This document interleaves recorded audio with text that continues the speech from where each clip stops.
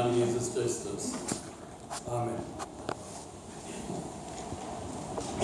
Liebe Gemeinde, heute gedenken wir dem Epiphaniasfest, dem Fest der Erscheinung des Herrn. Mit anderen Worten, wir feiern im Grunde noch einmal Weihnachten. Denn der Tag der Geburt von Jesus aus Nazareth, diesen Tag kennen wir nicht. Wir wissen, dass die Entscheidungen für konkrete Termine für das Weihnachtsfest, das hat ja etwas zu tun mit der Ersetzung früherer, anders religiöser Termine. Also mit dem Sieg des Christentums über vorherige Religionen. Deshalb feiern wir Weihnachten in der Westkirche am 25. Dezember. Zum früheren Fest der siegreichen Sonne, des Sol Invictus. Das ist der Grund, weshalb Weihnachten am 25. Dezember von uns gefeiert wird. Der ostkirchliche Termin, der 6. Januar, mit dem die Erinnerung an die Taufe Jesu und an das Weinwunder von Kana verbunden ist, wurde vielleicht bewusst auf einen Termin des Dionysos-Kultes gelegt und wird deshalb am 6. Januar gefeiert. Aber am tiefsten und wesentlichsten geht es zu beiden Terminen am 25. Dezember wie auch am 6. Januar um dasselbe. Das Kommen Gottes zu uns in Jesus Christus. Es geht um die Menschwerdung Gottes. Angeleitet von einem Text aus dem 1. Korintherbrief wollen wir heute darüber nachdenken, was bedeutet Christi Kommen für uns und was ist anders geworden dadurch für unser Leben. Ich lese aus dem 1. Korintherbrief im 1. Kapitel. Paulus schreibt: So seht doch, liebe Brüder, auf eure Berufung. Nicht viele Weisen nach dem Urteil der Menschen, nicht viele Mächtige, nicht viele Vornehme sind berufen, sondern was töricht ist vor der Welt, das hat Gott erwählt, um die Weisen zu Schanden zu machen. Und was schwach ist vor der Welt, das hat Gott erwählt, um zu Schanden zu machen, was stark ist. Und das Geringe vor der Welt und das Verachtete hat Gott erwählt, das, was nichts ist, um zunichte zu machen, was etwas ist, damit sich kein Mensch vor Gott rühmen kann. Durch ihn aber seid ihr in Christus Jesus, der uns von Gott her zur Weisheit, unserer Gerechtigkeit, unserer Heiligung und zur Erlösung geworden ist, damit gilt, wie geschrieben steht, wer sich rühmt, der rühme sich des Herrn. Der Herr segne sein Wort an uns. Liebe Gemeinde, der Begründer und bedeutendste Vertreter der amerikanischen Pop-Art, Andy Warhol, hat gesagt, dass es jeder Mensch in seinem Leben auf 15 Minuten Berühmtheit bringen werde. Scheinwerferlicht und massenhafte Verbreitung in den Medien machen es, so die Voraussage von Warhol im Jahre 1968, prinzipiell möglich, dass das so ist. Dass jeder Mensch, 68 so prophezeit von Warhol, einmal für 15 Minuten eine Berühmtheit sein kann. Allerdings, wie gesagt, nur für 15 Minuten, denn mehr Zeit bleibt nicht, wenn tatsächlich jeder mal an die Reihe kommen soll. Paulus legt in unserem Predigtext eine andere Sicht auf unsere Lebenswirklichkeit nahe. Demnach kommt es nicht entscheidend darauf an, endlich entdeckt zu werden. Und nebenbei gesagt, liebe Gemeinde, wir erinnern uns alle, was für verrückte Dinge Leute machen, dass sie einmal diese 15 Minuten Ruhm erlangen. Jedes Jahr machen Leute irgendwelche ausgeflippten, total verrückten, zum Teil gefährlichen Sachen, um einmal diesen Medienruhm zu erlangen. Aber wie gesagt, Paulus sieht die Sache etwas anders. Und es geht ihm darum, dass wir sehen, dass es im Leben nicht darum gehen kann, irgendwo entdeckt zu werden oder überall im Freundeskreis, in der Familie, in der Arbeitswelt Anerkennung zu finden. Das ist wichtig, aber das kann es allein nicht sein. Es ist schön und es ist gut, wenn wir das finden, aber wir sollten uns nicht davon abhängig machen. Im Grunde geht Paulus einen Schritt weiter, indem er feststellt, wir sind als Christen davon nicht abhängig in unserer Wertschätzung, unserem Wert, den wir als Mensch haben, von der Anerkennung anderer Menschen. Davon sind wir als Christen nicht abhängig, weil für uns Gottes Urteil entscheidend ist. Liebe Gemeinde, das ist leicht gesagt und schwierig umzusetzen. Ich weiß das auch, denn wir alle freuen uns auch über ein bisschen Anerkennung. Aber Paulus sagt, jeder Mensch hat seine Würde dadurch, dass er ein Geschöpf Gottes ist. Und lassen Sie mich hier einen Gedanken einfügen, den ich in dem Buch When All You Have Ever Wanted Isn't Enough des Rabbiners Harald Kushner gefunden habe. Ein interessanter Titel in diesem Buch, ist ein bisschen lang, aber ich lese es nochmal. Allein dieser Titel ist schon nachdenkenswert. When all you have ever wanted isn't enough. Seine Schlagrichtung ist ähnlich. Er sagt, Erfolg und Anerkennung stellen den Menschen nicht zufrieden. Da muss es einen Mehrwert geben. Kushner war Rabbiner in New York City, in einer reichen jüdischen Gemeinde. Der weiß, wovon er spricht. Kushner leitet seine Betrachtung über dieses Thema, was macht uns zufrieden, Erfolg und Anerkennung. Er setzt dahinter, wie gesagt, ein großes Fragezeichen. Er beginnt seine Betrachtung darüber mit einem Zitat von Oscar Wilde, das ich etwa so übersetzen würde. In der Welt gibt es nur zwei Tragödien. Eine ist, nicht zu bekommen, was man will, und die andere ist, es zu bekommen. Es lohnt sich, darüber nachzudenken. Im Anschluss an dieses Zitat schreibt Kushner, egal wie hart wir für den Erfolg arbeiten, er wird uns keine letzte Befriedigung geben können. Wenn wir dort bei dem, was wir für Erfolg halten, angekommen sind, so Kushner, werden wir erkennen, dass die Opfer dafür vermutlich zu groß waren und Erfolg eigentlich nicht das ist, was wir brauchen und gesucht haben. Er schreibt weiter, Menschen, die Geld und Macht haben, wissen etwas, so schreibt Kushner, dass sie und ich nicht wissen und wahrscheinlich nicht glauben wollen. Nämlich selbst,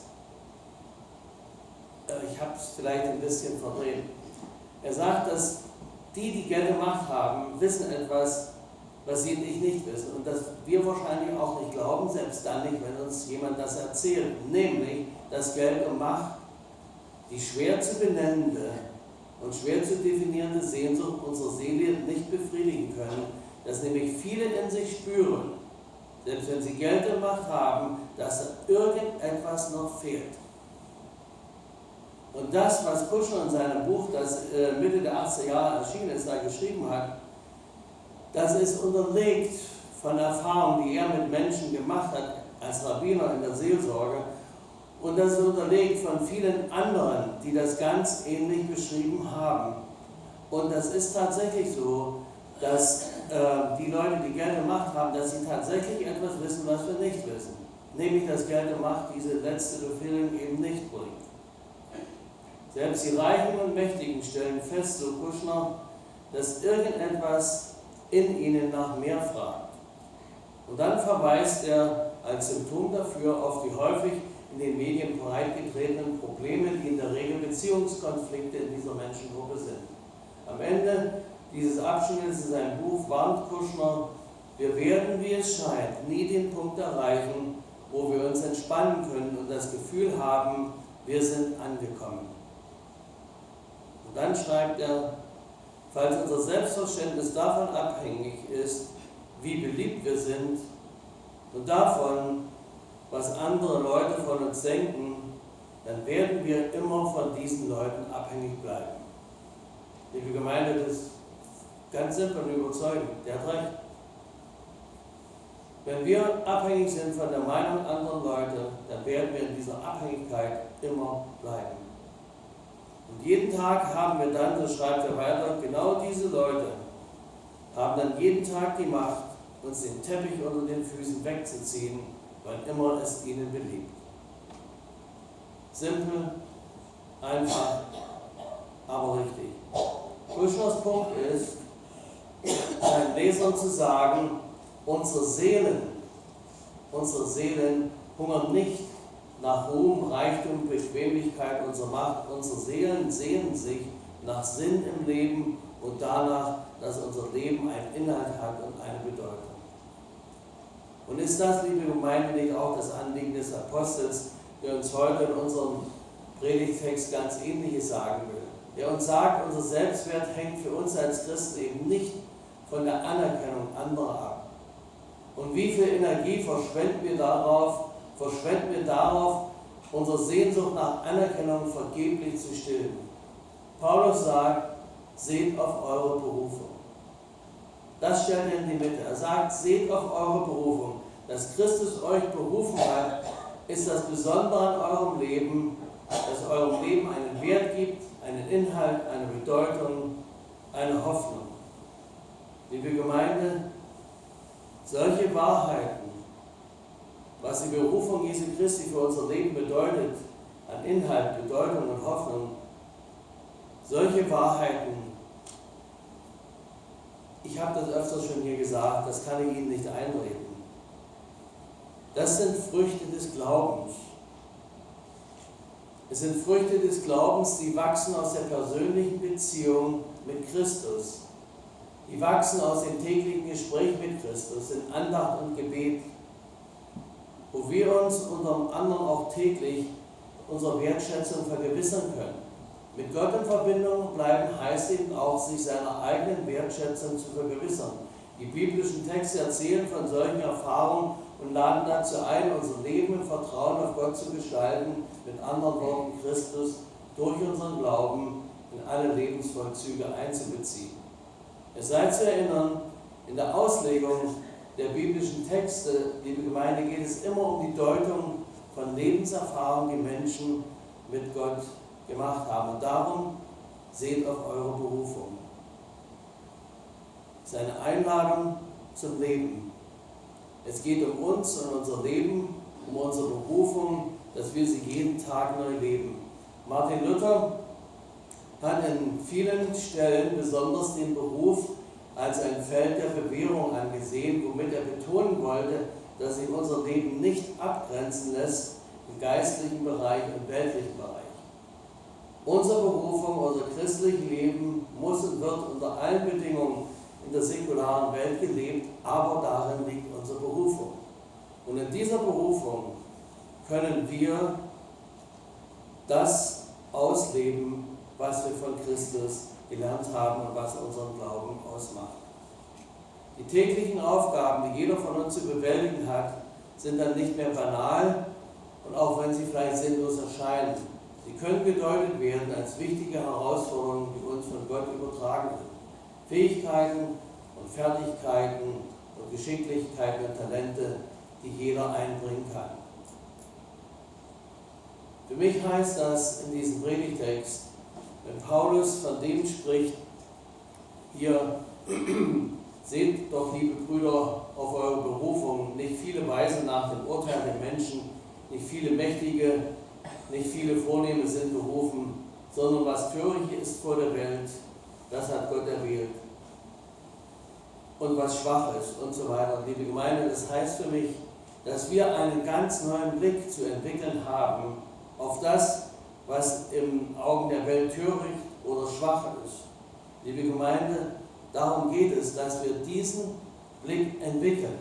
Denn wir selber leiden doch darunter, dass wir in einer Welt leben, in der viele Menschen sich gering geschätzt fühlen aus den verschiedensten Gründen.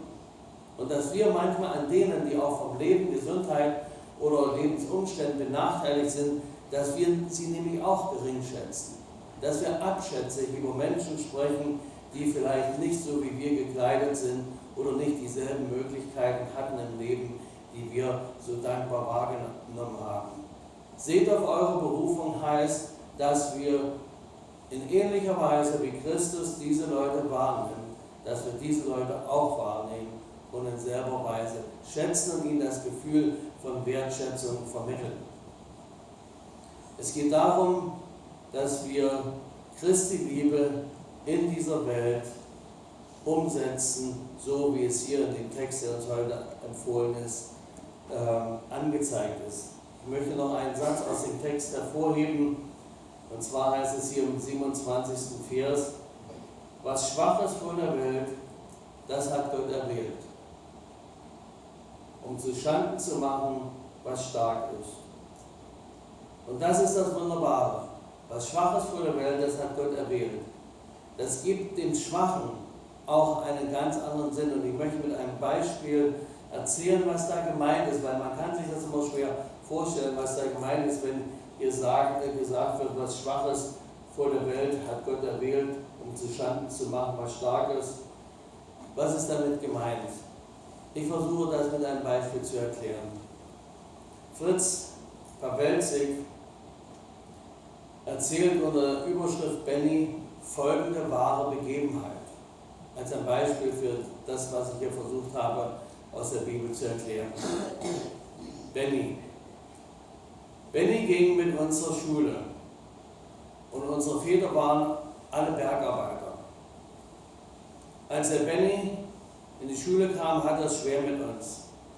Denn Benny hatte einen Buckel und er lernte schwer.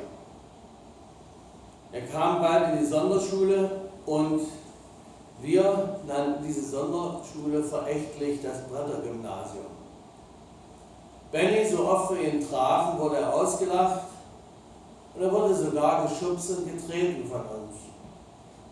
Wir machten seinen Gang nach, seine langen Arme, die nicht wussten, wohin. Er hatte auch einen Sprachfehler, auch das ahnten wir nach, und wer es am besten konnte, bekam den größten Beifall. Ich schäme mich noch heute dafür. Nach der Schule hörte ich nichts mehr von ihm. Ich wurde Soldat und geriet in Gefangenschaft. Als ich zurückkam, schlug ich mich mit Jobs durch. Beim CVJM fand ich einen neuen Sinn in meinem Leben und wurde dort Mitarbeiter. Und eines Tages traf ich Benny auf der Straße. Ich wollte an ihm vorbeigehen, aber er sah mich so traurig an, dass ich stehen blieb. Er sagte: Ich freue mich, dass du gesund aus dem Krieg zurückgekommen bist. Ja, knurrte ich und trat von einem Fuß auf den anderen. Ich habe gehört, du bist jetzt bei den Frommen. Ist doch besser als die Hitlerjugend früher, ne? Ja, knurrte ich. Meinst du, ich könnte auch zu den Frommen kommen? Fragte Benny. Ja, sagte ich wieder. Weiter fiel mir nichts ein. Benny erschien dann im CVJM. Sonst gab ich immer damit an, welche Typen ich anschleppte, aber den Benny ließen wir alle links liegen. Doch Benny war immer da, saß am Tisch und sagte kein Wort. Er war so ein Stück Mobiliar geworden, aber auf einmal war er nicht mehr da. Das fiel uns nicht gleich auf. Wochenlang erschien er nicht. Da haute mich der Vorsitzende an und sagte: Hör mal, der Benny wohnt doch da bei euch in der Nähe, erkundige dich mal, was los ist. Ich traf seine Mutter, die war ganz traurig. Der Benny ist im Krankenhaus, erzählte sie mir. Er war ja schon immer schwach, auch das Herz, aber jetzt geht's zu Ende. Schlechten Gewissens fragte ich nach dem Krankenhaus und besuchte ihn. Die Schwester sah auch traurig aus, aber sie freute sich über meinen Besuch. Sonst kommt nur die Mutter und die weint. Da lag der Benny, ganz bleich und dünn. Er konnte kaum noch reden, doch er lächelte. Er hielt meine Hand fest. War schön bei euch, sagte er, und du warst immer so gut zu mir. Ich schämte mich. Benny sagte: Kannst du noch mal kommen und die Bibel lesen? Das tat ich. Noch 2 Tage, dann starb Benny. Die Schwester sagte: So wie er ist selten einer bei uns gestorben. So einen Glauben, wenn ich den doch auch hätte. Das habe ich noch nie bei jemandem gesehen. Und ich bestätigte das. Am Grab sollte ich für unsere Gruppe etwas sagen. Ich sagte alles. Und alle schämten wir uns. Aber ich sagte auch, der Benny, Liebe hat er gebraucht. Aber er hat nicht immer Liebe gekriegt. Doch er lebte und starb in Gottes Liebe und war ein Vorbild im Glauben. Wir alle brauchen die Liebe Gottes. Dann rannte ich weg.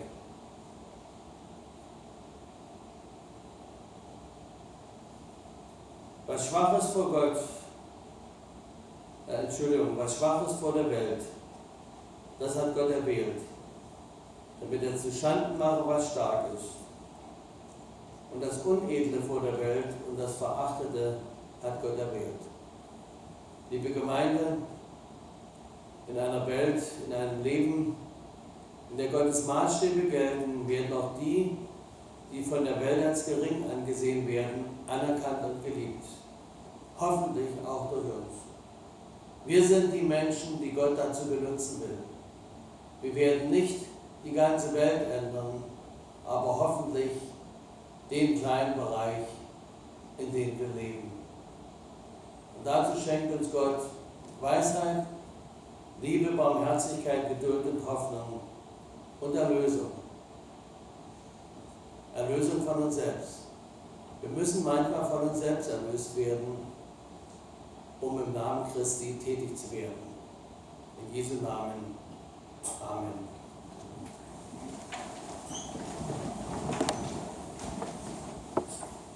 Und der Friede Gottes, welcher höher ist in aller Vernunft, bewahre eure Herzen und Sinne in Christus Jesus. Amen.